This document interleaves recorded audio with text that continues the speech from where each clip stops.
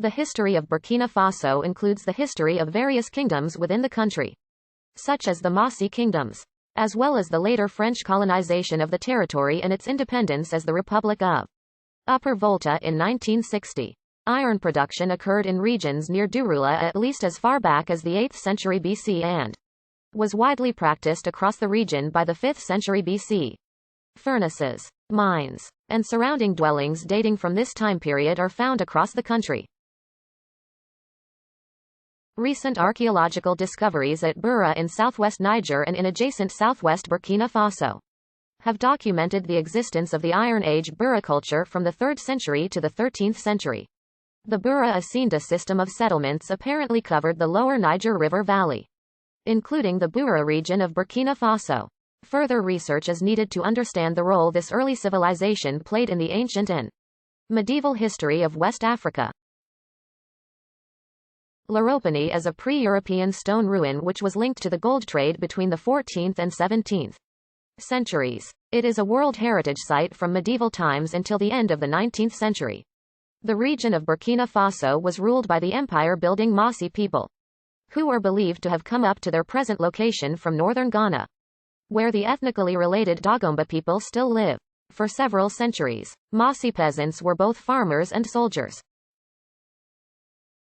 During this time the Mossi kingdoms successfully defended their territory, religious beliefs and social structure against forcible attempts at conquest and conversion by their Muslim neighbors to the northwest when the French troops of Kimberley arrived and claimed the area in 1896. Mossi resistance ended with the capture of their capital at Ouagadougou.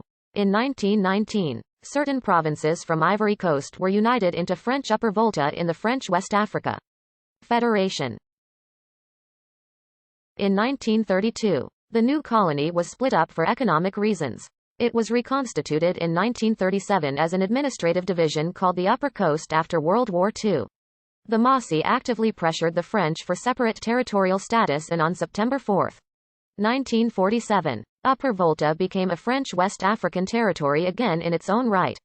A revision in the organization of French overseas territories began with the passage of the Basic Law of July 23, 1956. This act was followed by reorganizational measures approved by the French Parliament early in 1957 that ensured a large degree of self-government for individual territories. Upper Volta became an autonomous republic in the French community on December 11, 1958. On July 11, 1960, France agreed to Upper Volta becoming fully independent. The Republic of Upper Volta declared independence on 5 August 1960. The first president, Maurice Yameogo, was the leader of the Voltaic Democratic Union. The 1960 constitution provided for election by universal suffrage of a president and a national assembly for 5-year terms. Soon after coming to power, Yameogo banned all political parties other than the UDV. Yameogo's government was viewed as corrupt and said to perpetuate neo-colonialism by favoring French political and economic interests which had allowed politicians to enrich themselves but not the nation's peasants or small class of urban workers. The government lasted until 1966 when, after much unrest including mass demonstrations and strikes by students, labor unions, and civil servants, the military intervened and deposed Yameogo in the 1966 Upper Voltan coup d'état. The coup leaders suspended the constitution, dissolved the National Assembly, and placed Lieutenant Colonel Sangoulé Lamazana at the head of a government of senior army officers. The army remained in power for 4 years. On June 14, 1970, the Voltans ratified a new constitution that established a 4-year transition period toward complete civilian rule. Lamazana remained in power throughout the 1970s as president of military or mixed civil-military governments. He faced a major crisis in the form of the Sahel drought and was sent in 1973 to the UN and the US in order to secure aid. After conflict over the 1970 constitution, a new constitution was written and approved in 1977, and Lamazana was re-elected by open elections in 1978. Lamazana's government faced problems with the country's traditionally powerful trade unions, and on November 25, 1980, Colonel Say Zerbo overthrew President Lamazana in a bloodless coup.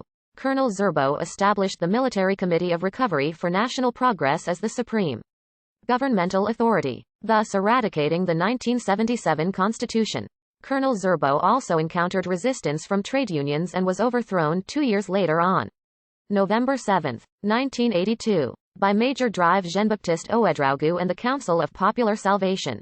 The CSP continued to ban political parties and organizations, yet promised a transition to civilian rule and a new constitution. Infighting developed between the right and left facti.